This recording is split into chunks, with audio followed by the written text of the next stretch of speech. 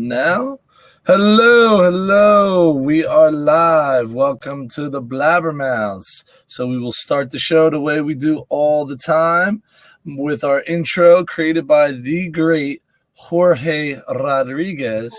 We have to talk about some good things going on in his life. Yes, I agree with you right there. So with no further ado, here's our intro. You are a blabbermouth.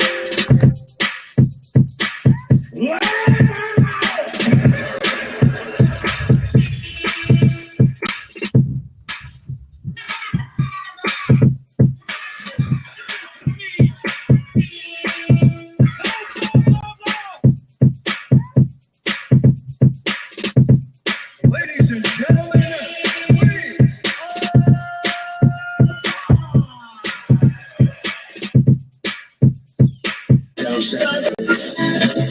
I do not say blah, blah, blah. Oh, man, that cracks. Every time. All right. So, again, if any of our callers, viewers want to call in, feel free to join us. Andy, why don't you start with the intro? Well, Justin, it's Andy Milne here, northwest suburbs of Chicago, originally from London, England. Just surprised I found time to join you tonight. You know, when school's in session, I feel like I have a schedule. Everything's regimented and the kids are asleep by 9 o'clock. Right now, everybody's schedule has been pushed way back past midnight. So the fact that I'm down here in the basement talking to you is a good thing. Absolutely. And Andy is a high school health teacher. Oh, yeah. There we go. And Adam Howe, I got to stop this. He goes, I'm just saying, audio from Blab runs in the background if you are in the Pokemon Go app. That is classic right there. You do not need to see us. That's absolutely right. You don't. Why would you need to look at us? Just listen. That's really funny, Adam. And I am Justin Schleider, physical education health teacher at the preschool to elementary 6th grade level. Tech integrationist. Add another title to the job description. It makes it sound like I'm important. Health department chairperson. Physical education department chairperson. Now, if you know my situation, I'm a school of one. So I'm the only health teacher, the only phys ed teacher. That's why I get to say those wonderful things. And I'm excited about doing some tech integration. So Andy and I are taking the bulk of the work today. Nicholas Enlick is going to be chiming in on the side, maybe. Who knows?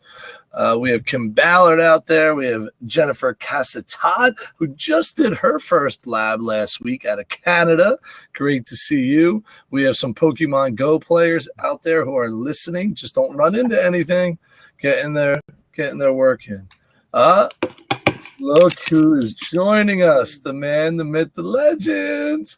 Why don't you say who you are over there? I'm the legendary ghost of this chat. I'm the person who my name appears, but you never see me or hear from me. So yes, Andy, that is me. I'm the infamous ghost of the BlabberMouths because my connection always sucks and I can never get in. So other than that, I am a K-6 health and phys ed teacher in New York, Pennsylvania.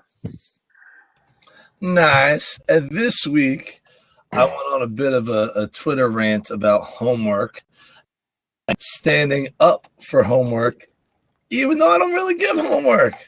But I want to fight for the right for teachers to give homework if they want. So anyway, we have a fun-filled, action-packed session tonight. I'd like to thank, let's talk about some breaking news in the phys ed world before we get to our thanks. Our own Jorge Rodriguez, who we love, creator of the Voxcast. The dude is just killing it out there, has just joined the Phys Edagogy team, which is fantastic. He brings so much to their squad. It's absolutely fantastic. It'll be really cool to see how he continues to push them to new heights. They have their Phys Ed Summit 17,001 coming up, or maybe it's just Phys Ed Summit 5.0. But either way, A lot of it coming up, so that'll be exciting. We'll do a blab dedicated to them in the future. And actually, they will be housing the Voxcast, or not housing, but you'll be able to link to the Voxcast through the Phys site, which means that BlabberMouths will be able to be reached through the Phys site. And no one has the dollhouse like this. Look at that dollhouse right there. It's fantastic, Kristen Kate. So big news in the education world. Really cool for Jorge. Really cool for Phys. It's going to be amazing to see the heights that they reach now. How much higher they will be now that they add a man of his caliber. Andy, any thoughts on the breaking news? No, I mean, it's all good. It's nice how we as a community are starting to sort of bring everybody else under this bigger and bigger umbrella, and we can only be stronger. Our voice can only be louder as a result. It's nice that there's the overlap with the Phys team, there's the Spark team, and then there's all these kind of offshoots as well. I think that we're really building something quite strong, and looking ahead to PE Institute in just a couple of weeks' time. I know Naomi Hartle's going to talk about the tipping point, and I think this is indicative of the tipping point. I think we are coming together.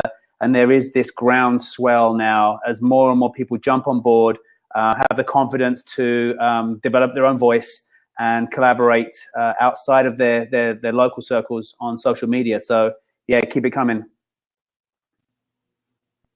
Nicholas, what do you have to add? Anything?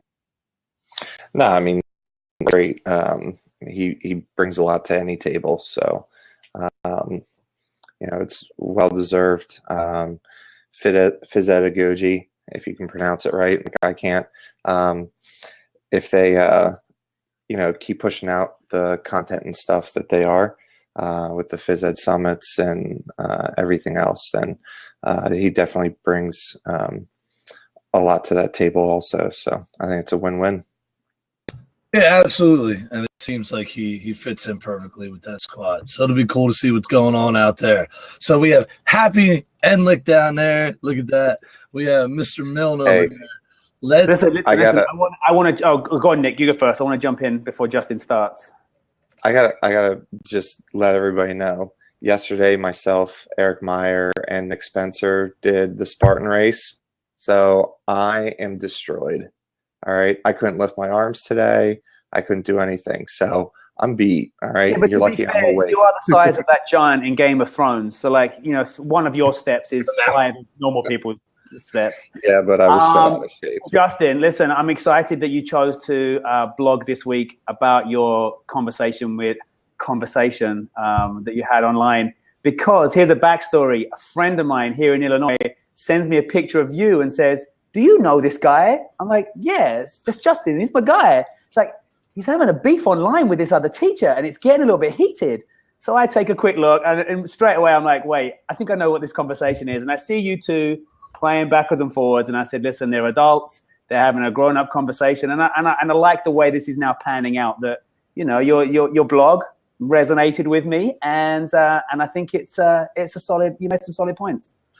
Yeah, and I had somebody chime in about I don't think they enjoyed it as much.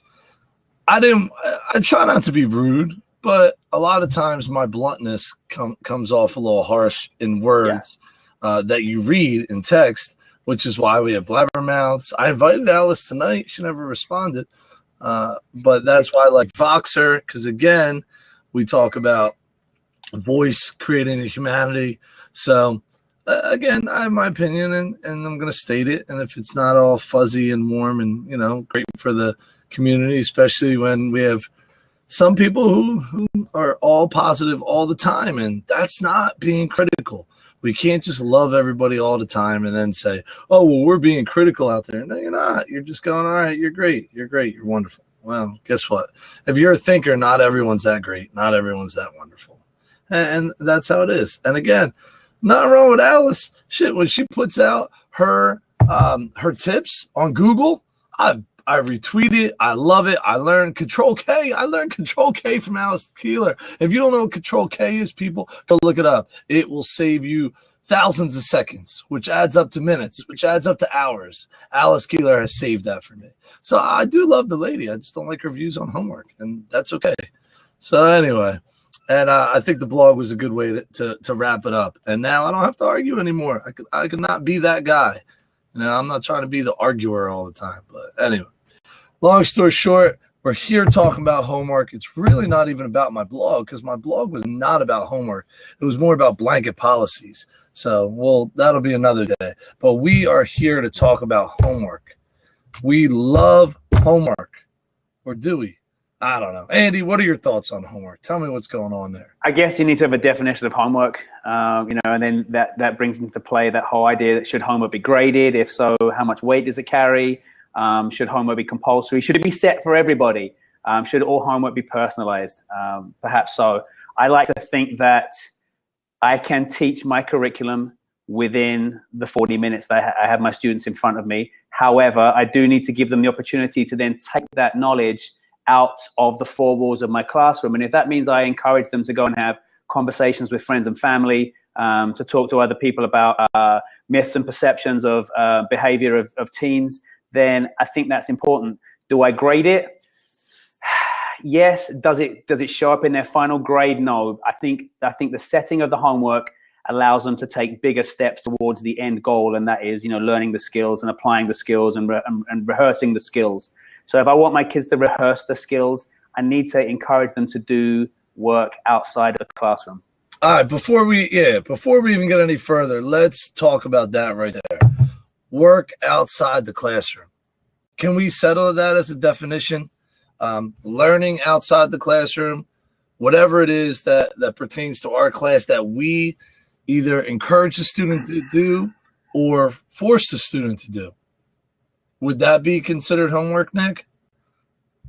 Yeah, I'm just thinking it's definitely work done out. I guess I know I look at it more traditionally, like homework. Okay, it's something you take home and you do outside of the regular school day.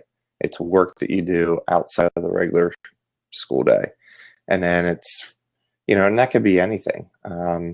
Homework could be a long-term project that you work on.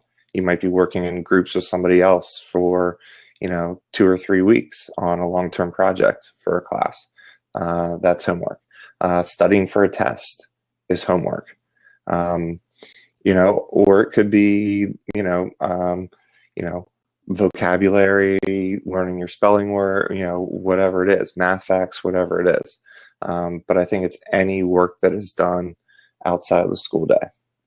That's very broad. My big thing is, my kids aren't of an age yet where they're being set homework, but heaven forbid they get given busy work.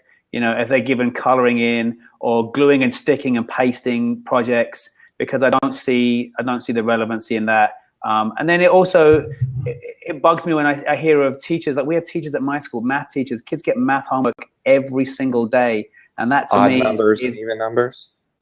I think all numbers from 0 to 9. Yeah. So and that I don't get as well. I don't get the fact that you should be working on any particular topic every single day. Well, my friend Dorian Roberts, Dr. Dorian, who we all know and love, she was quoting Marzano, who said, you need to do something 20 to 25 times before you become proficient. Do we have that time for repetition in our class? It is one question of it. But before we get to that, let's go back to you talking about grading. Now, if we're going to look at standards-based grading and say our goal as a teacher is for our students to master the grade level outcomes or standards, whatever it is that we have, that we're using, why is homework graded at all? Why is it a point? Being the question. If I am in class paying attention, I'm doing everything I should. I take whatever test you want to give me, whether it's written, whether it's physical, whether it's drawing, whatever you want to do.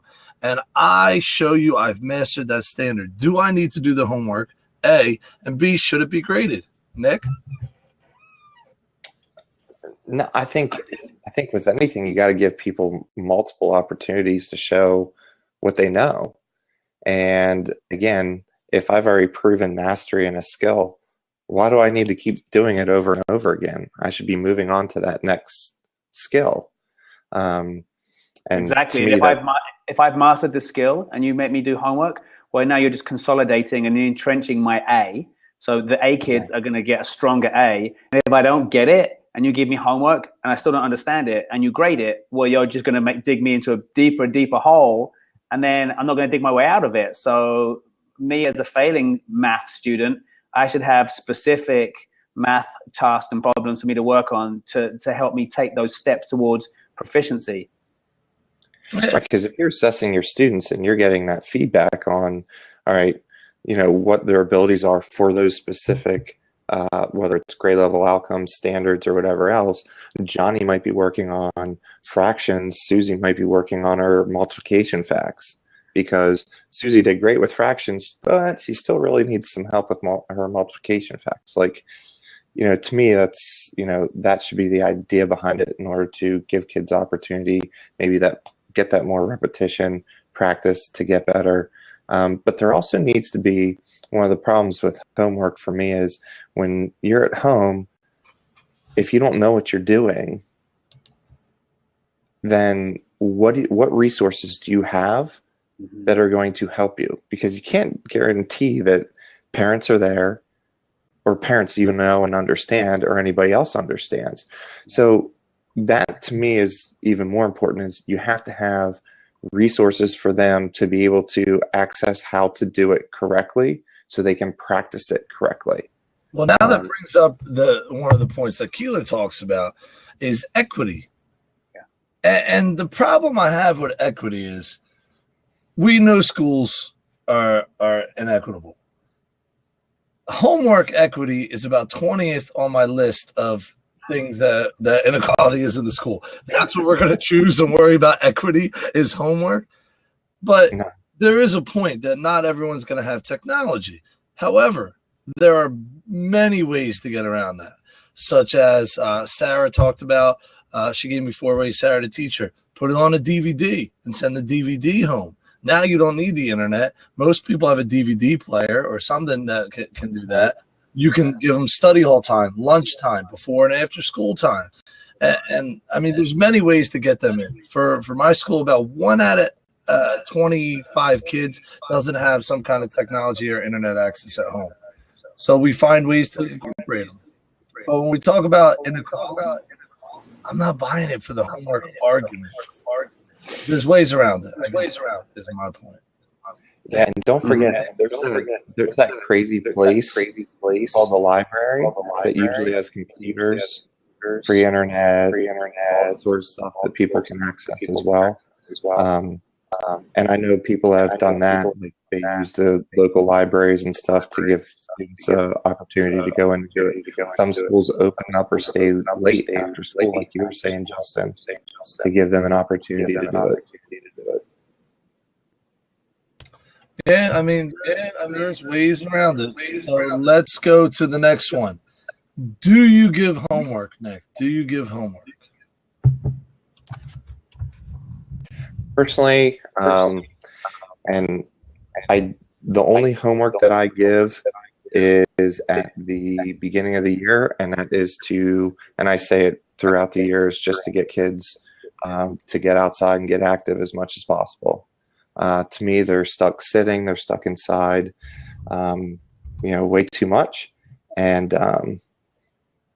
for me, that's really what it is. I can cover most of my stuff, in class during the year, and they don't need, especially at the elementary level. At the elementary level, they don't need stacks and stacks of homework. A school day, my kids come home. I have both my kids in my building. 3rd grade next year, 1st grade next year. They come home from school, they're fried. I mean, they work so hard during the day. They don't have the energy to sit down. Like, they can't sit down and do all this homework at night. And there's more to their lives as well. I mean, we have, piano, we have, different sports and activities that we do, family time, dinner to sit down to together, which is, to me, equally, if not, just more important, to just make them, well-rounded people. And to see tons of homework at the elementary level, to me, is just, it's crazy. So I don't, I encourage them to get out and be active. One of the things that I did this year was I had a bulletin board, and I actually sent it home for parents, and it was to send in pictures or videos of kids being active. And I put those pictures up on the bulletin board outside the gym so people could see, you know, their classmates and stuff being active outside of school. The videos I put on QR codes so people could come and scan the QR codes and watch the videos of them being active. So to me, I don't know, that's really all the homework I give. Andy, now you're in a little more rigorous subject when it comes to the cognitive part and health. What do you do? I probably have 8 to 10 homework tasks or tasks to be done at home through the course of the semester. Now, each of those will give you the opportunity to show me that you have gained proficiency of a particular standard. Now, if you don't do that, then maybe I find maybe I find evidence elsewhere. But this would be a really good opportunity for you to show me what you know. My other issue that I have that sometimes catches me out is that I have very, very flexible homework deadlines. So if I want you to show me that you have the ability to advocate, and I'd like it in 3 weeks' time, and you don't turn it in, I'll still accept it in 8 weeks' time. Because as far as I'm concerned, the most important thing is you show me that you've gained mastery or proficiency. Do I take a point off or two? I do. I take a point off so that in my grade book, it just shows me that this was late work. But that point is nowhere near enough to affect your grade in any way. It really irks the kids who are hoping they could get 100% and they get a 99%. So I'm very, very flexible in the minimal amount of homework that I set. All right, so we have Adam Howell on the side talking about research. And if you looked at the I linked to Marzano, wrote a 2007 piece about homework and the research, and he had like a very high correlation between homework and future success. And I believe he based it on standardized testing success, which I don't know if that's successful at all. So I'll go look at that while we're talking about this one and come back with some of the research from there. Well, I think the other point, Justin, the other point that Adam made, which is probably equally as important to look at, is a lot of times people don't understand how much homework's actually being given. So if a kid sees 3 or 4 different teachers in a day, they don't know how much homework the other teacher is actually giving them. And so when they all get, piles of homework from each teacher, they don't think anything of it because they're like, oh, well, I only gave them 1 homework assignment. But yeah, so the other 5 teachers that kid had. And I think that tends to be the problem, is that every teacher is giving that bit of homework and they're not aware of the entire student and the amount of homework that they have. So I think that was a good point that Adam made. Yeah, he's definitely right. And check out the article on there. I put the link there now, where it shows, pretty strongly, and I quoted from there what they came up with. They did a case, multiple studies. They took all these different studies and took a look, and they came up with this statement: with only rare exceptions, the relationships between the amount of homework students do and their achievement outcomes was found to be positive and statistically significant. That's a strong statement right there. And this is multiple studies that they looked at. It was a lot. So go check it out. The data's there. Although we know that schools don't care about data. Look at what I tweet. Look at what's pinned in my tweet. This is what's best for kids. And we talk about movement, and then they just ignore it. They ignore how important movement is for our students. So you're right. We ignore research and just talk about the ones that we like. Well, yeah, exactly. You use it for when it works for you, but not, when it makes your point. Research is great. When we don't want to fund something. So I don't know what secondary level. I put the link on here if you want to take a look at it. It's from Marzano and Pickering, 2 pretty big names for there.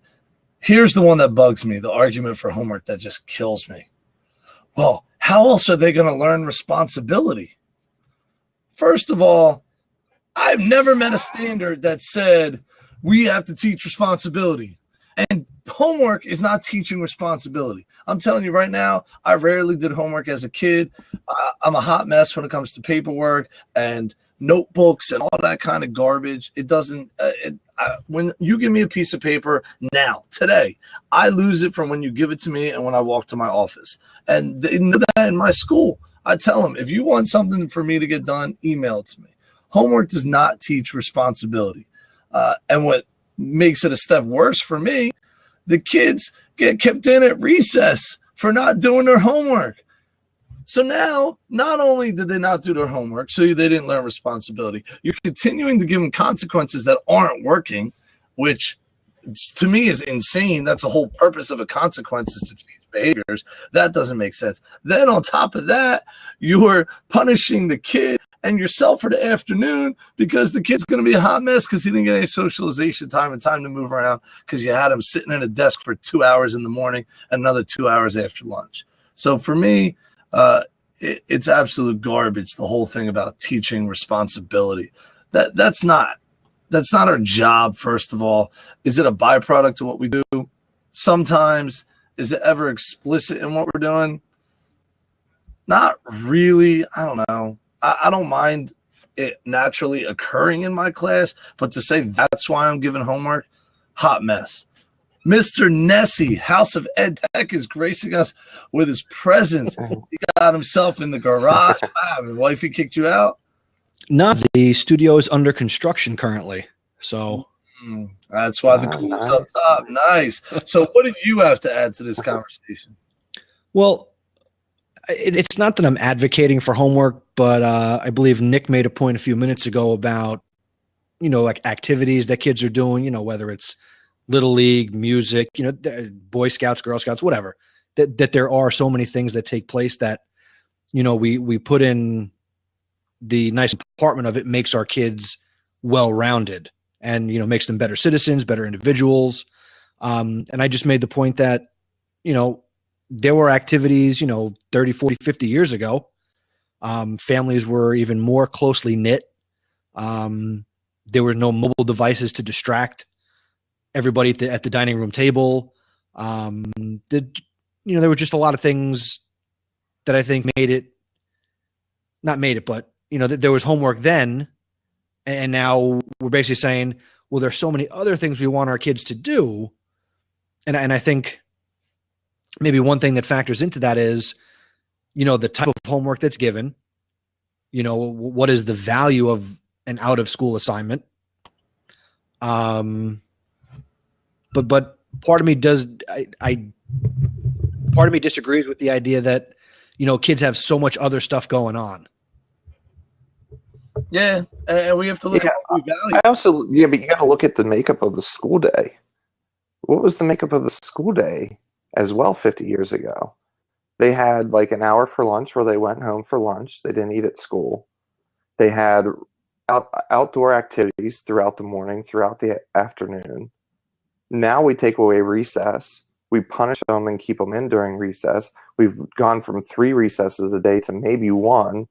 So then kids are more penned up because supposedly we want to increase test scores by giving them more instructional time. So we fry them out more during the day. I'm talking at the elementary level personally. So we fry them out more during the day by pounding them with instruction without giving them any release activity time. So they don't build social skills. They don't know how to problem solve. They don't know how to communicate. And then we want to send them home. The activities that they do outside of school, sports, and other teams and Boy Scouts, that they're not getting those communication skills, the problem solving, teamwork that they should have been getting in school. Now we want to take that away by giving them hours of homework after school. And to me, that's my biggest problem. Education's not the same as it was 50 years ago. It's totally different. I mean, if they still had 3 recesses a day, had an hour for lunch to go home, yeah, things would probably be a little bit different. Parents would be more involved. I think, back then it was single income, families for a lot of them, your household makeup was totally different. So you're right. It was different then, but it's not the same, in my opinion. It almost makes me wonder, we've done all these things over this last half a century, to advance education and, provide better learning opportunities. But have we achieved that? Are we meeting the goals that we have set forth? I mean, you just mentioned, it's all about the test, these right. damn tests, and how do we compare it to Finland? Well, I'm sorry, we don't compare apples to oranges. We haven't done that for all of time. Why are we comparing to, and they're not perfect themselves and they readily admit that, but yet everyone needs to take a damn trip over to Finland to see an elementary school. Right. or adopt a sister school in China. Why don't we adopt a sister school in the next town over, or from the north to the south, or the east to the west? I just feel a little ranty tonight. Sorry, Justin. No, it's great. Rent on. Let's set the time factor aside and the fact that we're making these wonderful, well-rounded children that are selling Girl Scout cookies and doing the Boy Scout salute and earning their merit badges. They're playing their sports. They're doing all the stuff. Let's say that we want them to do outside the school activity, outside the school work. And Adam House said just change it from work to practice or learning or something else, which I agree. What is appropriate in your eyes? What would work? What would you say, okay, the students should do that? And is there an expectation that all of them should do that? Or is it more of a, hey, here's what we would like you to do if you get time or you're interested and you're engaged. This is the project we're working on. This will help your project. This is the game we're coming up with, whatever it is. What should that look like, Andy? I would say that we know that learning should be personalized, but that's difficult when you've got 30 to 40 kids sitting in front of you. However, when it's individual kids going home to their families, it's so much easier to personalize the homework. So I think it really should be personalized, and it should be on a needs basis. If you need it, then you should be set it. And if you don't need it, then you know what? Go sell some Girl Scout cookies instead.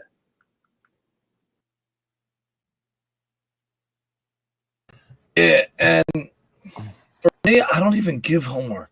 I don't even, very rarely am I ever giving these outside assignments to the kids. And most of it's like, come up with 3 ideas or go practice this, whatever, outside for 10 minutes, jumping on with a rope or something silly like that to add on. I'm not a huge homework fan, but I do see the value in practicing skills outside of the class sometime. And we talk about multiplication facts. For me, that needs to be memorized. I get we need to know the why behind it, that we have 4 rows of this, and if we have 4 rows over here together, it's 60 on it. We need to memorize multiplication facts. That's just the bottom line. It's helped me today. It's helped me yesterday. It's going to help me tomorrow. We need that. The faster I can bring that up, the easier it is to do a litany of things. Sometimes doing that outside work is not a negative. I mean, saying, hey, with your parents, here's flashcards. Go over this with your kids, and we send the flashcards home, either through technology or as the piece of paper.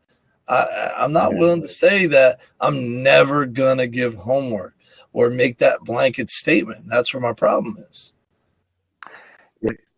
No, and again, I mean, I don't think all homework is evil or bad. What bothers me is when a teacher assigns homework just for work, so the kids bring it in and they just check a box that it was done. There needs to be a purpose behind it, not just because you have a section in your grade book for homework. How many of you just used to write random numbers on your math homework? Anyone ever? I just write some numbers down and the teacher will look by, oh, it's completed. Good, check it off. And if I'm doing that, there's thousands of kids across the country that were doing that, and they're probably still doing it. I like that Jennifer Castatodd over here. I think it's a lot of gray. If we can all agree that busy work stinks, there may be some times when it might be relevant. Just need to be aware. So again, it all goes back to how well do you know your kids? If you know your kids are getting 2 hours worth of homework a night, it's probably not a great idea to add more to their stuff. I know Mel Hamada, and I wish I could get to her questions at the top. She left us like 4 questions.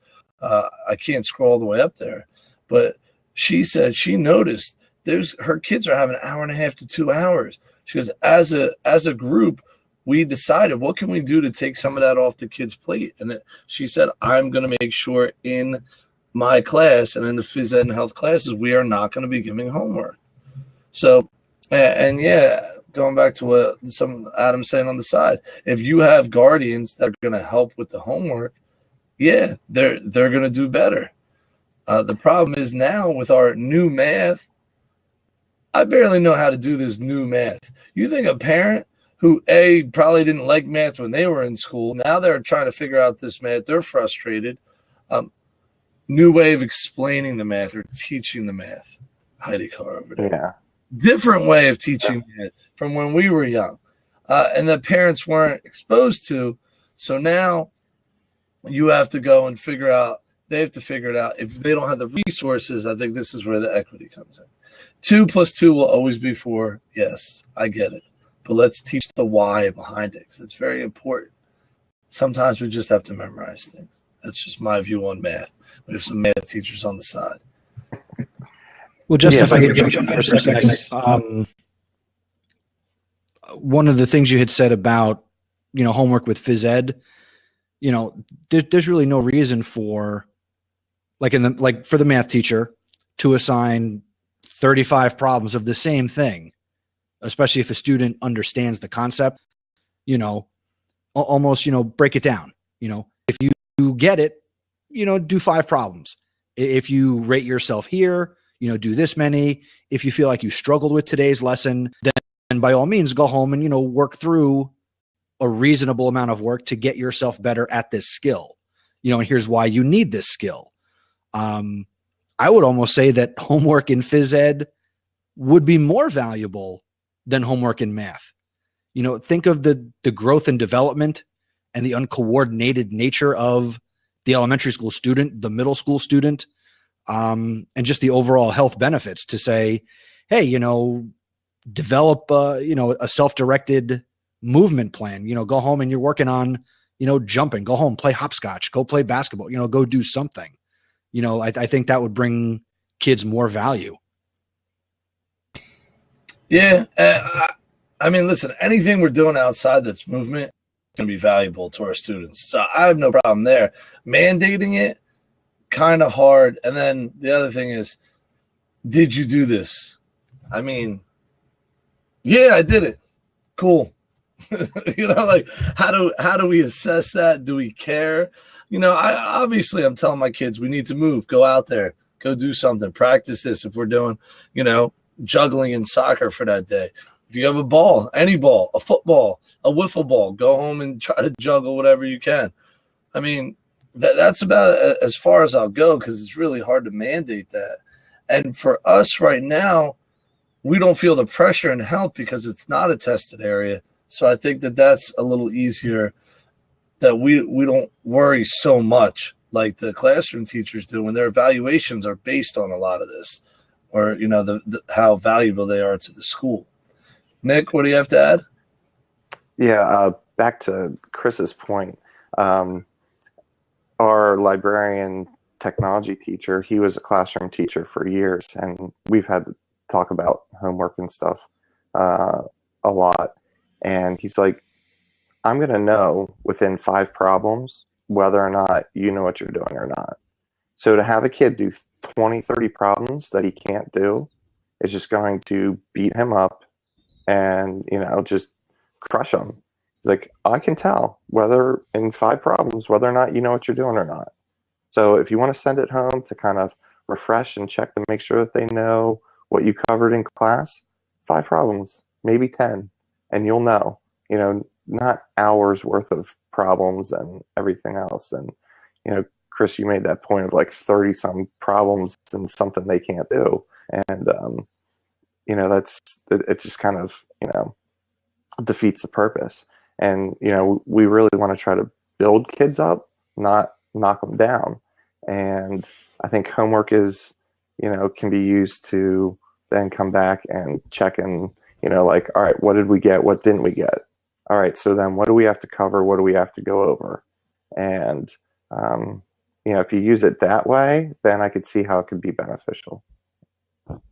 All right, let's wrap this show up with one final thought. Andy Milne, what are your thoughts on homework? Go. I'm still going to set it. I'm still going to be flexible. Every time I set your homework, it's helping you become a better student.